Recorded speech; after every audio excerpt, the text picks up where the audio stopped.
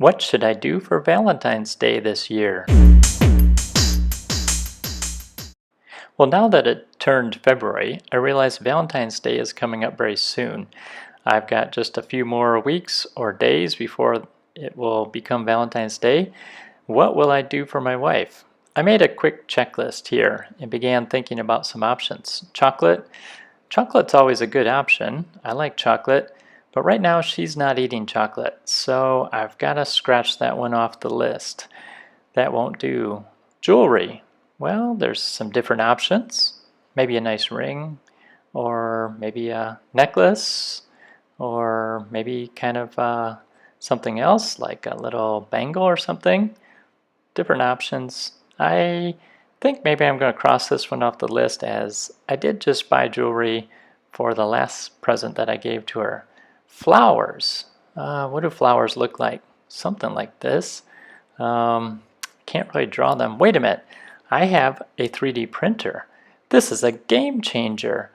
I could make flowers on my 3D printer. Yes, I like this idea. This is the one. So I looked on Thingiverse and found this rose. It's called Super Rose, and I'll put a link to it in the description below. I liked it, and it is quite large as it's originally designed. I sized this down to 50% scale. I'm showing you what it looks like as it grows from the base up. It's very nice how it looks like the petals of the rose are growing and like an actual rose.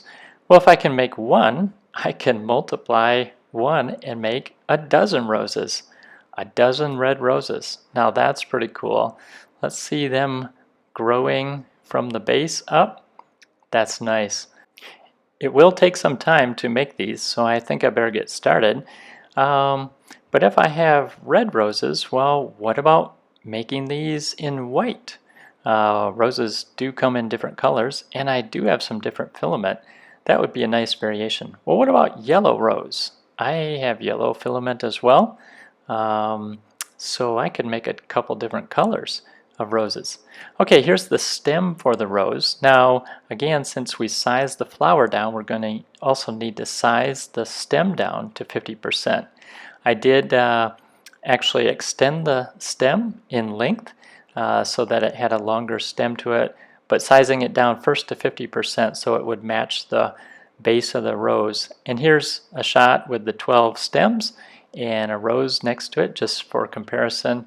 Also, I strengthened the stem so that it would be stronger. I found in the past that if that very narrow areas are not strengthened, it can become very brittle and break. So put in the little blocker there and modify your settings so that you have 100% fill in the very narrow part of a section. Well, things are going along pretty well, but I did have this one problem. This base came off the bed. I was doing some overnight printing to speed things up, and I realized that this is actually PETG, not PLA like the rest. And in the morning, I found that I had the infamous spaghetti.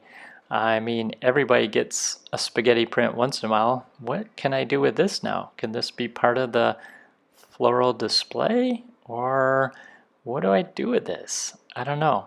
But it is kind of neat to see the base of the flower and all the petals being printed there. And here's a quick shot. I was printing 4 stems at a time because I made different heights. All right, I've got 4 red roses, 4 white roses, and 4 yellow roses to complete my dozen roses of tricolor. And once I had all the roses and the stems, it was time to assemble them with super glue.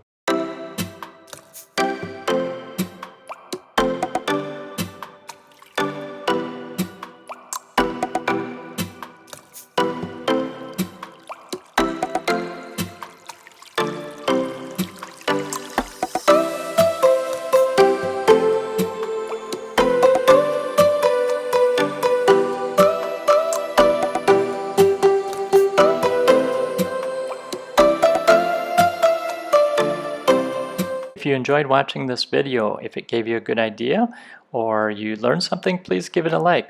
Also, we'd love for you to subscribe, and that way you'll be notified of the next videos that come out. Thanks for watching. Have a great day.